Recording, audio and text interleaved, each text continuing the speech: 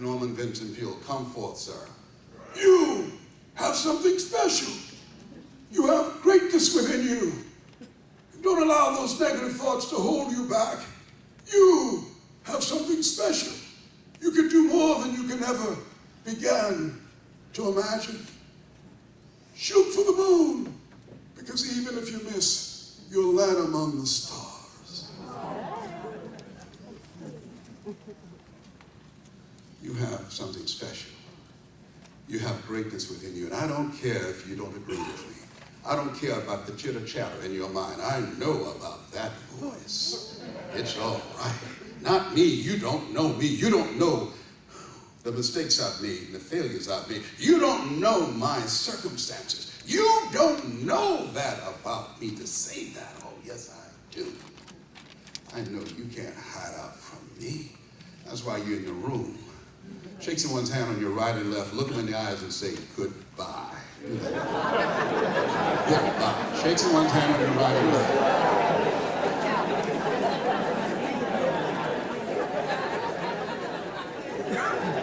Yeah. Did that one time. A couple of just got married. So we just got married.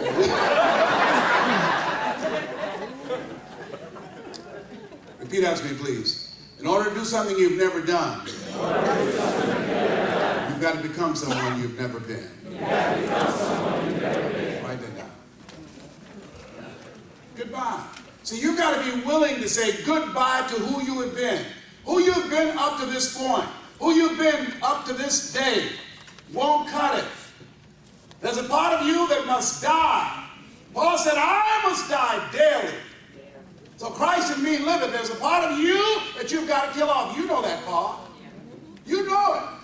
You know when you've been flaking out on yourself. You know when you haven't made a hard decision. You know when you've been gutless. You know when you've been procrastinating. You know when you've been putting things off. You know when you haven't been disciplined. You know when you haven't been focused. You know when you haven't been handling business. You know. He said the things I should do, I don't do. And the things I should do, I do. Because change is hard. How many know change is hard? Raise your hand. Einstein said, the thinking that has brought me this far has created some problems this thinking can't solve. Let us say it's possible. It's possible. I can change. I can change. It's necessary. It's necessary. I discipline myself. I discipline myself. It's necessary. It's necessary. I clean up my life. I clean up my life. Stay away from negative people. Stay away from negative people. Challenge myself. Challenge myself. It's me. It's me. George Washington Carver said, you must take responsibility for your life. George Bernard Shaw said, people who make it into this life look around for the circumstances, and if they can't find them, they create them. It's you. It's me. It's the, oh Lord, standing in the need of prayer. It's me. You can point at your circumstances. Oh, I did that. Oh, you know, Mike, I can't. How can I be a businessman or speak for a corporation? Mike, I have no college training. Les, you can. Mike, I've never worked for a major corporation. I'm not rich. I'm not successful. How can I tell people how to live their dream? And all of a sudden, the phone went dead. I called back and said, Mike, did you hang up? He said, yes. I said, why? He said, you argue for your limitations, you get to keep them.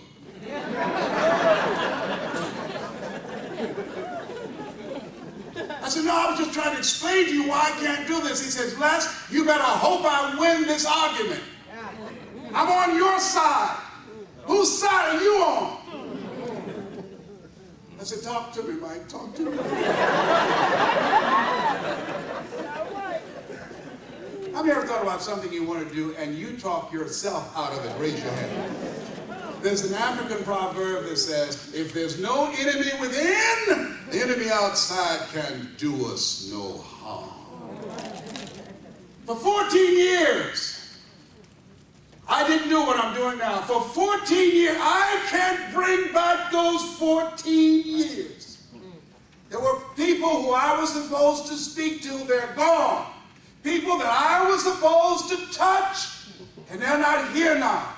People who were listening out for my voice, But I was held in bondage by fear, in bondage by I'm not good enough, in bondage that I don't have a college education, in bondage that I'm not smart enough, in bondage that I might fail, in bondage I might make mistakes, in bondage they might not like me, in bondage that things might not work out. I was in bondage for 14 years. Have you ever been in bondage? If you have, just blink your eyes. I know I'm perhaps just me and two other people. It's me. Let us say together, it's hard. It's hard. Say it like you know it. It's hard. It's hard. Building a business. Facing the rejections. Oh, what is this, some pyramid scheme?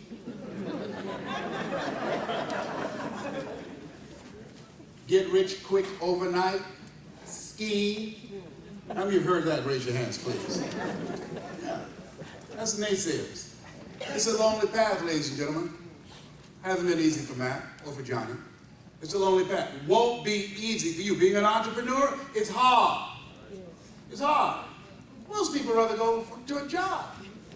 They go to a job. How many know there's no such thing as job security? Raise your hands, please. They go to a job that they hate and hope they don't get fired.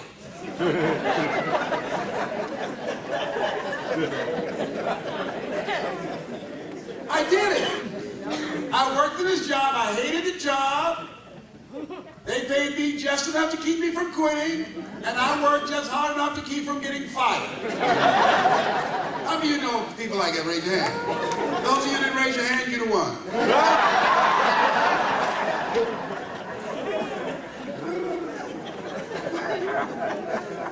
It's hard.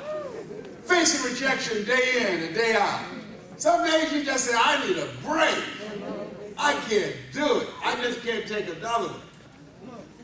And some people say, they say, don't so hard, it just hurt your feelings. They say, don't take it personally, but it's personal. Write this down. Make no your vitamin. Make no your vitamin.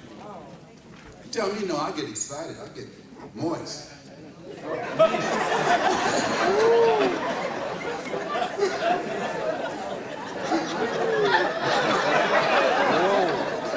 I get excited. Oh, behave, baby. That's when it begins. 80% of people stop when they're told no. Get excited. You're a professional. You're an entrepreneur. If people didn't say no, there would be no need for you. No keeps money coming your way because everybody can't take it. You're a rare breed. You're different. You're strange. It's lonely being an entrepreneur. It's lonely at the top, but you eat better.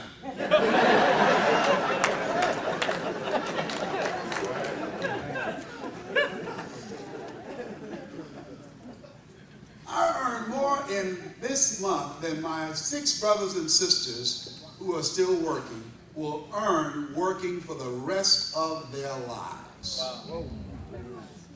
What's the difference? Develop my mind, communication skills, and personal coaching. See, a lot of people fail because they don't know that they don't know, and they think they know. Write this down. You can't see the picture when you're in the frame. I can teach you how to use your own talents and abilities to earn more money than you could ever begin to imagine. The information that's a part of the whole system of Success University can transform people's lives. Yeah. Why won't people just use it? Why won't they just plug in and use it? Because they're blocked within themselves. They're blocked. Internal blocks. Scotomas, called blind spots. How many ever smelled somebody's breath that was offensive and you didn't tell them? Raise your hands. It's called scotomas. They're blocked. They know something's wrong. They don't quite know what it is. Why you wonder why your organization not growing? Yeah, Y'all need to carry some mints in some of these sessions. I can keep it with me. And so as you look at yourself, it's hard changing. I did a study, do or die, on the cardiac ward. They told these people, change your eating habits, minimize your stress, exercise more, gave them a regimen to follow. And you will live another 20 or 30 years. 90% of them died.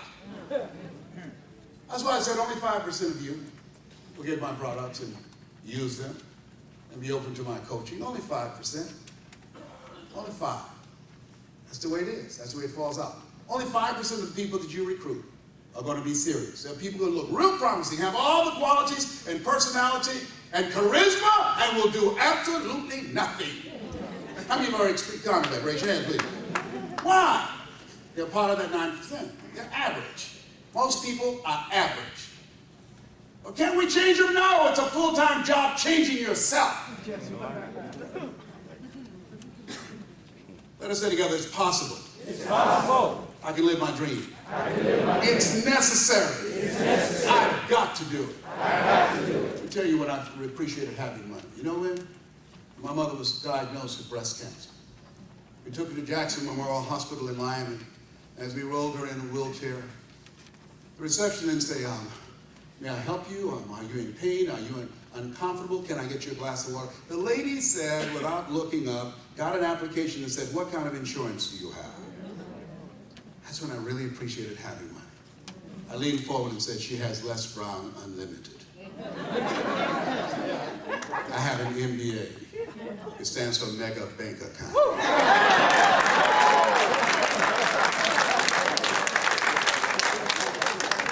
Give my mother what she needs. Insurance doesn't cover it, I'll cover it. I got her back, like she had mine. That's why I want to ask you, what will make it worth it to you? Write down 5 compelling reasons on why you won't give up. Why Success University will be the vehicle that will take you to your dream. You need a vehicle. 5 reasons. That's your homework tonight. Nietzsche said, if you know the why for living, you can endure almost any high. Why do you need those, Les? Because life is going to happen to you. You're going to face rejections again and again and again. Things are going to happen to you. Some of you are already taking care of your parents, and if you're not and they're still living, you will be. Some of you have children that are going crazy like one of mine. You're going to be stressed out. It's called life. It's hard. And when life comes at you, you got to have something inside that will help you keep on keeping on when everyone else gives up. When the other 95 run, you've got to have something in you when life knocks you down to make you get back up. I got to say in one of my tapes, life knocked you down, try and land on your back, because if you can look up, you can get up. There are reasons to help you get back up again. What is it? What is that? That will keep you holding on. Young man I was with, and his body ravaged with cancer. 29 years old. How do you keep on? 3 different times his family's called. Come in and pray because he was not going to make it through the night. And he made it. He's getting out soon. I said, what did you do? He has a picture of his son on the wall. He said, I've got to be here for him. More people die after Christmas than any other time of the year. So I just got to have one more Christmas.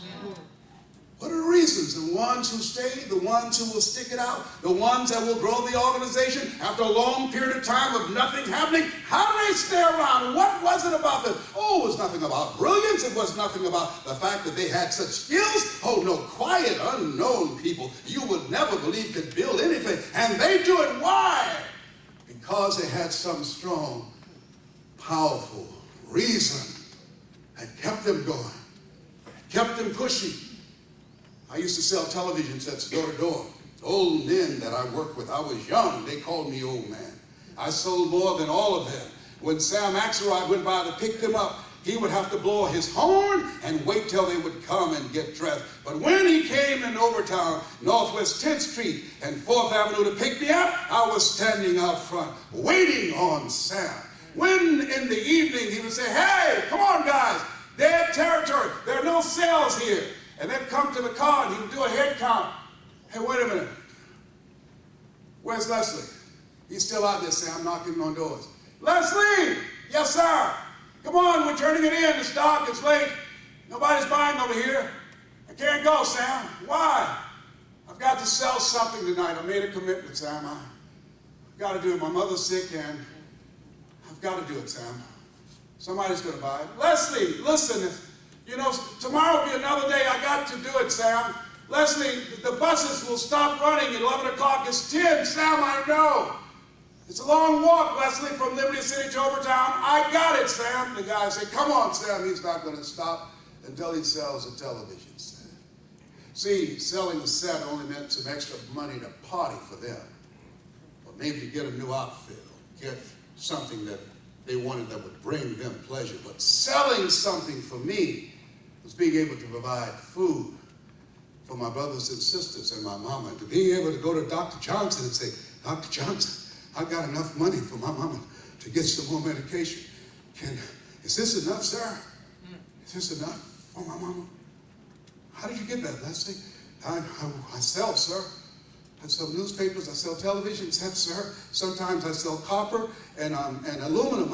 I collect them out of the garbage can, and I go to Pepper's Junkyard over on 11th Terrace behind Booker T. And Mr. Pepper put them on the scale and weighed them and said, Leslie, boy, I think you got $15 worth of copper and aluminum here. That's how I do it, sir. That's how I do it. I would knock on doors. Hi, who is it? Would you like to buy a nice working television set? No money down. Boy, do you know what time it is? Yes, I do. It's 10:30 at night. And I got to sell somebody a television set tonight before I go home, and it might as well be you. Hold it, boy. Let me see your face. Now, come to the door. Look at you with your crazy self. Come in here. What you got, boy? So, what are your reasons? What are your reasons to keep you going so that your coming here would not have been in vain? The vehicle worked, the system works, the program works. Anybody in here made some money doing the program, then it's possible that you can. But it only will happen for you if you decide that it's necessary. And you decide that it's you. And you know that it's hard. And you find something that will make it worth it. And if you do, then it's done. Stick a fork in it. Repeat after me, please. You gotta be hungry. You gotta be hungry. Say it again. You gotta be hungry. You gotta be hungry. Mr. Washington, Mr. Brown, yes, sir. What do you want to do with your life, young man? Sir, I want to take care of my mother. Sir, I want to be successful one day. He said, you got to be hungry. I said, what do you mean? He said, people that are hungry are willing to do the things today others won't do in order to have the things tomorrow others won't have. People that are hungry invest in themselves. People that are hungry develop themselves. People that are hungry are selective of their relationships. People that are hungry are risk takers. People that are hungry are disciplined and focused. You got to be hungry. Right. I said, I'm hungry, sir. I'm hungry to take care of my mother. I'm hungry to buy my mother a home. I'm hungry to make my mother proud of me. Proud of you, Mr. Brown? Yes, sir. Why would you say that? Why would you say proud of you, Mr. Brown? Were you not in the dean's office the other day? Yes, sir, I was. Why? For fighting, sir. Why? Because they called me DT. I've heard you answer to that. Why did you fight this time, Mr. Brown? Sometimes it makes me angry, Mr. Washington, when they tease me like that. Mr. Brown, don't get angry. Anger is the wind that blows out the lamp of the mind. Then how do I get even? Mr. Brown, most people rather get even than get ahead. You have a good memory, young man. Yes, sir, I do. How do you know? I see you standing on the box, looking in the window when I'm coaching the students for the Elks Oratorical Contest. I see your lips moving as they speak. How did you develop that? I don't know, sir. I hear things and I can remember them real well. But I just can't write as fast as I can think, sir. And that's why it takes me so long to finish a test. If they would ask me the questions, I can answer, but they won't ask me the questions. They want me to write them out, and I can't write as fast. I just hear these voices in my head. I want you to remember these words by Frank Sinatra. What are they, sir? You want to get even? Yes, sir. You want revenge? Yes, sir. Yes, sir, I do. Good. The best revenge is massive success. Become massively successful. That's how you get even.